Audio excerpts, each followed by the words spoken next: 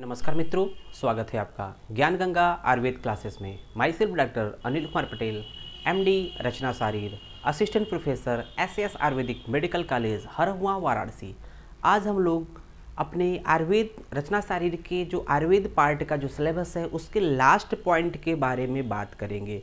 आज के बाद हम लोग का ये जो रचना शारीर का चैप्टर क्लोज हो जाएगा। इसके बाद हम लोग सिर्फ और सिर्फ 1-2 या 5 मिनट का हम लोग धन्यवाद या थैंक्स का लेक्चर रहेगा। उसमें हम लोग कहीं ना कहीं आप लोग को धन्यवाद देंगे, जिसकी वजह से मैं आज यहाँ खड़ा हूँ। कहीं ना कहीं जो है मैं आपके लिए यहाँ पर जो ये काम कर रहा हूँ और उसके लिए मैं आपको थैंक्स दूंगा। तो आइए शुरू करते हैं। पहले लसिका शारीर।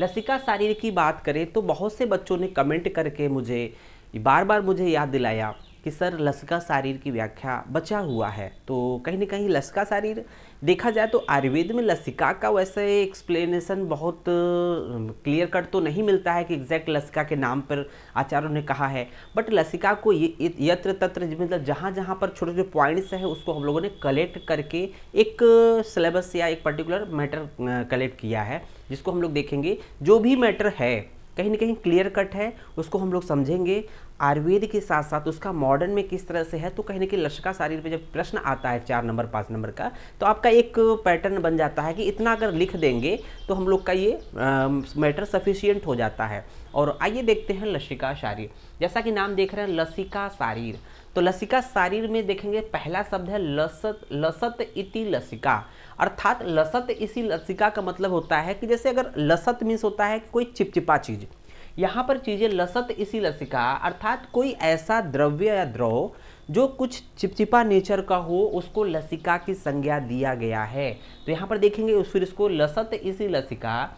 लस धातु में जो लसिका शब्द है, अगर इसको निरुक्ति की बात करें, अगर ये बात करें निरुक्ति, ये क्या है लसिका की निरुक्ति, ये है लसिका की निरुक्ति। तो लस धातु में प्रत्यय कौन सा लग रहा है?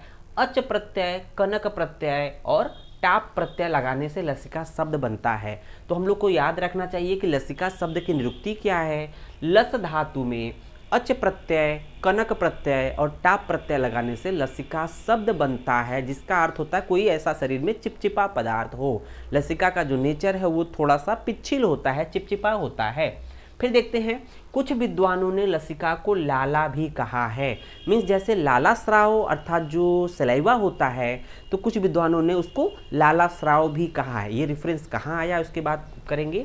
ये रेफरेंस आया शब्द चंद्रिका, एक छोटी सी पुस्तक होती है शब्द चंद्रिका, अर्थात जो डिक्शनरी के पॉइंट ऑफ व्यू से होती है। जैसे मॉडर्न में हम लोग कहते हैं ना कि पर्टिकुलर डिक्शनरी होती है, इंग्लिश की डिक्शनरी या हिंदी की डिक्शनरी, उसी तरह से आयुर्वेद शास्त्र में आयुर्वेदिक टर्मों का जो है एक तरह से उसका एक्सप्लेनेशन, जो छोटे छोटे टर्म्स होते हैं तो वहाँ पर एक्सप्लेन किया गया है।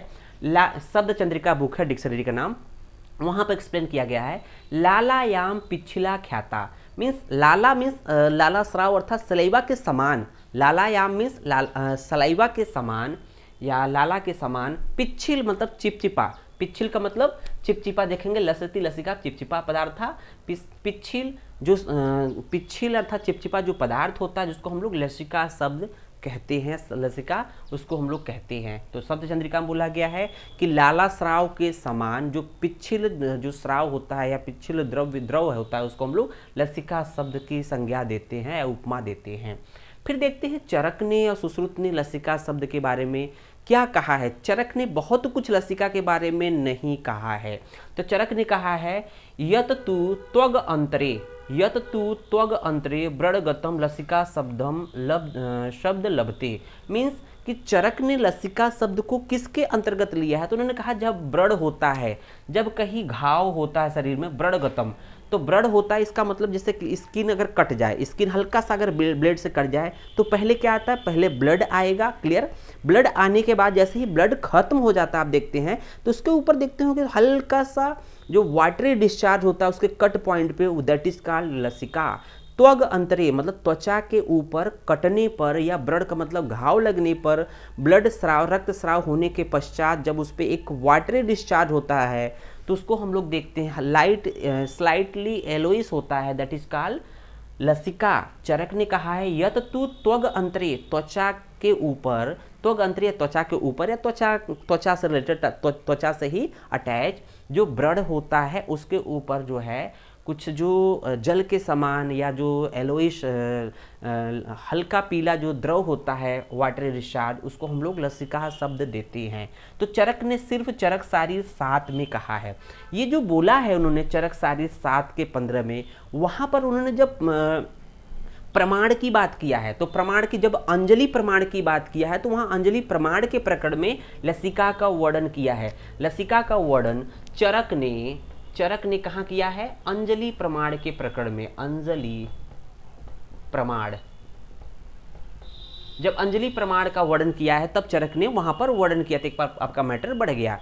फिर देखते हैं वहां पर अगर अंजलि प्रमाण की बात किया है तो हम लोगों ने पढ़ा था अंजलि प्रमाण अर्थात जल स्वेद लसिका, जल है स्वेद है लसिका का तीनों का प्रमाण 10 अंजलि था। तो हम लोग पढ़ते हैं जल स्वेद लसिका का प्रमाण 10 अंजलि है। कहीं ना कहीं जल हम लोग का जो बेसिक कॉन्सेप्ट है जो हम लोग पूरा पढ़ते हैं तो ऐसा लगता है कि जल प्लस स्वेद प्लस लसिका तीनों मिलाकर 10 अंजलि होते हैं। अगर आपसे तीनों का प्रमाण पूछा जाए तो भी 10 अंजलि बताएंगे। अगर एग्जाम में एक एक करके पूछा जाए कि जल का प्रमाण बताइए, अंजलि प्रमाण बताइए, स्वेद का अंजलि प्रमाण बताइए और लसिका का अंजलि प्रमाण बताइए, अलग अलग पूछे तो भी 10 अंजलि लिखेंगे, ऑप्शन करेंगे।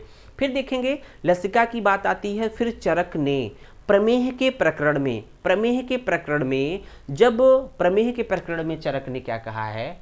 चरक ने कहाँ पर प्रमेह मतलब डायबिटिक जिसको कहते हैं, प्रमेह के प्रकरण में कहीं न कहीं जब उसके 10 दूष्य की बात की, प्रमेह के 10 दूष्य, तो यह कि प्रमेह के 10 दूष्य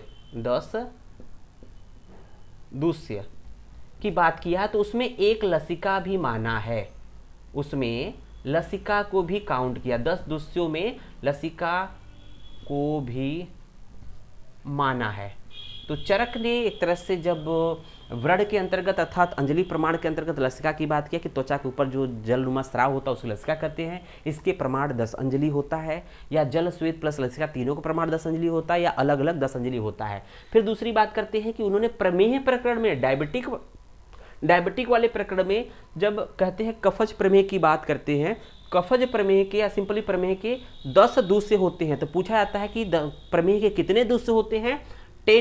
10 दूष्य होते हैं। दूष्य का मतलब जिसको कफ धातु दूषित करे, जिसको दोष दूषित करता है उसको दूष्य बोलते हैं। तो ये दूष्य 10 दूष्य है जिसमें एक लसिका भी है। तो इसमें एक लसिका भी है, तो हम लोग लसिका की बात कर रहे हैं। आइए देखते हैं तो सुश्रुत ने लसिका से संबंधित क्या बोला है? पित्तेन शून्य मांसात स्रव उदकम लसिका उच्यते, अर्थात पित्त के तेज से।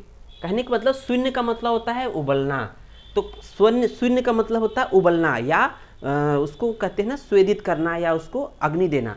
मीन्स शून्य का मतलब होता है भूनना उबलना। तो किसके थ्रू ये इसमें पाक क्रिया होगी, अग्नि की आवश्यकता? तो पित्त के तेज से जब पित्त का जब मांस पर एक्शन होता है तो उसकी वजह से स्रव उदक जो स्राव उत्पन्न होता है, जो सिक्रीशंस होता है, दैट इज कॉल्ड लसिका इति उच्यन्ते। जब पित्त के तेज से मांस पर जब क्रिया होती है, मांस पर पित्त के तेज की क्रिया होती है, जब उस पर पाक होता है, शून्य होता है, तब उस पर एक स्राव उत्पन्न होता है, दैट इज कॉल्ड लसिका। सुश्रुत ने कहा पित्त के तेज से जब मांस का पाक होता है तो उससे एक स्राव उत्पन्न होता है, दैट इज कॉल्ड लसिका। तो यहाँ पर उन्होंने पित्त के तेज से अर्थात पित्त के द्वारा उसका शून्य हो रहा है या उसका पाचन हो रहा है मांस का, उसकी वजह से जैसे हम किसी मांस के टुकड़े को अगर गर्म करें तो उसमें से जो जल का स्राव धीरे धीरे बूंद के रूप में ऊपर की तरफ आता है। तो सुश्रुत ने कुछ ऐसे ही कहा है। फिर देखेंगे ये सुश्रुत ने कह दिया, इसका मतलब चरक ने भी बहुत ज़्यादा एक्सप्लेन नहीं किया, सुश्रुत ने भी बहुत ज़्यादा सिर्फ एक लाइन में करके खत्म कर दिया। लेकिन ये रेफरेंस बताया कहाँ पर है? ये व्रण के प्रकरण में बताया है। सुश्रुत सूत्र स्थान के 21वें चैप्टर अर्थात व्रण के रेफरेंस में, अर्थात जो घाव उंड से रिलेटेड, क्योंकि सुश्रुत सर्जन थे तो उन्होंने व्रण या उंड के रेफरेंस में ये बताया है लसिका को। चरक ने भी व्रण के रेफरेंस में बताया था, इसलिए व्रणगतम अर्थात उंड से रिलेटेड था। फिर देखते हैं मधुकोश टीका में उन्होंने क्या लसिका को बोला है? तो कुष्ठ के निदान में, मतलब कि जो स्किन डिजीजेज होती है दैट इज कॉल्ड कुष्ठ, स्किन डिजीजेज को हम लोग कुष्ठ बोलते हैं। तो मधुकोश टीका में कुष्ठ निदान के अंतर्गत क्या बोला है? लसिकायाम च तत्र उदकम उच्यते। लसिका क्या होती है? जल होती है। लसिका होती है शरीरगत जल है। लसिका क्या है? शरीरगत जल है। लसिका या च तत्र उदकम उच्यते, अर्थात लसिका कुछ अन्य नहीं है, वहाँ जल ही, शरीरगत जल ही एक तरह से लसिका होती है। जैसा कि हम लोगों ने जल प्लस स्वेद प्लस लसिका, अर्थात इसी जल से स्वेद का फॉर्मेशन होता है, इसी जल से लसिका का निर्माण होता है, ऐसा बात चरक भी बोलते हैं। तो ये था कॉन्सेप्ट ऑफ लसिका या लसिका शारीर का आयुर्वेदिक पार्ट। जब आपको आए प्रश्न की लसिका शारीर को एक्सप्लेन करें तो आपको पूरा ये मैटर एक्सप्लेन करना पड़ेगा। उसके साथ साथ आपको देखा जाएगा इसका अगर हम कोरिलेट करें लसिका को मॉडर्न में, तो लसिका को अगर मॉडर्न में कोरिलेट करेंगे, लसिका दैट इज कॉल्ड फ्लूइड है। लसिका क्या है? फ्लूइड है। तो लसिका को हम लोग सिंपली लिम्फ से कोरिलेट करते हैं। अब बात करते हैं लिम्फ है तो लिम्फेटिक सिस्टम होगी, लिम्फेटिक डक्ट होंगी। तो लिम्फ का फॉर्मेशन इन जनरल कॉन्सेप्ट आप लोग फिजियोलॉजी में क्रिया शारीर में पढ़ते हैं। तो वहाँ देखते हैं कि जब हार्ट से जो आर्टरी होती है, लार्जर आर्टरी आकर जब पर्टिकुलर टिश्यू लेवल पे, जब कैपिलरी लेवल पे, यहाँ से कैपिलरी लेवल पे ब्लड या जो फ्लूइड का एक्सचेंज होता है इस टिश्यू में, तो यहाँ पर मैक्सिमम चीज़ें तो रिटर्न हो जाती है, मैक्सिमम चीज़ें तो यहाँ पर बाहर आती है फिर रिटर्न होकर चली जाती हैं। मैक्सिमम फ्लूइड क्या हो चला जाता है, लेकिन कुछ फ्लूइड ऐसा होता है जो कि यहीं पर पड़ा रहता है, वो रिटर्न नहीं होता है। अब उसको रिटर्न करने के लिए अब जो बचा हुआ फ्लूइड है, जो बचा हुआ फ्लूइड है, जो रिटर्न नहीं हो रहा था, जो टिश्यू फ्लूइड नाम दिए हैं कि टिश्यू फ्लूइड का जो बैलेंस प्रॉपर बना रहता है, तो कहीं ना कहीं टिश्यू फ्लूइड का भी एक तरह से सर्कुलेशन होता रहे, उसके लिए ये पर्टिकुलर टिश्यू फ्लूइड को उन्होंने लिम्फ या लसिका नाम दिया है मॉडर्न में।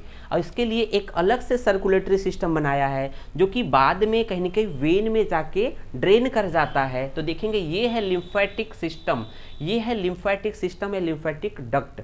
तो हम मतलब लिम्फ डक्ट बोलते हैं। तो इसको अल्टीमेट वेन में ड्रेन कर रहा है। यहाँ इनके बीच में क्या होता है? लिम्फ नोड होता है।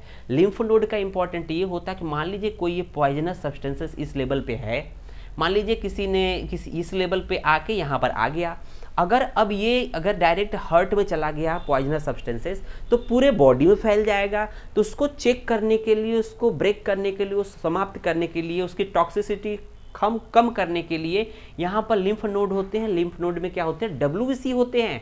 WBC को हम लोग तरह से आर्मी बोलते हैं बॉडी की। जैसे हम लोग के देश की आर्मी जो होती है बॉर्डर पर पड़ी होती है, उसी तरह से यहाँ पर ढेर सारे फौज सैनिक होते हैं जो कि WBC होते हैं, जो कि यहाँ पर पॉइजनस सब्सटेंसेस को किल करते हैं या जर्म बैक्टीरिया उनको किल करते हैं, और जो फिर प्योर होके बाहर की तरफ जाता है लिम्फ नोड।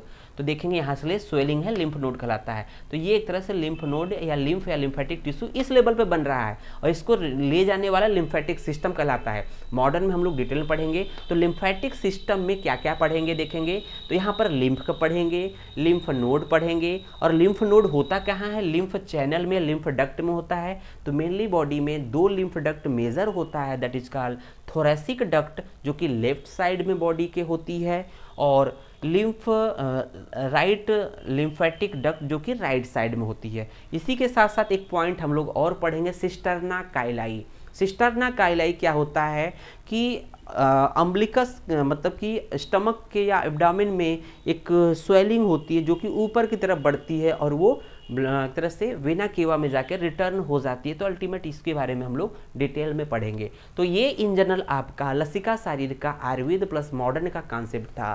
समझ में आए बच्चों तो एक तरह से कमेंट जरूर करिएगा। अगर कोई पार्ट इसका नहीं समझ में आएगा तो भी पूछिएगा, और अन्य लोगों को भी शेयर करिएगा। धन्यवाद।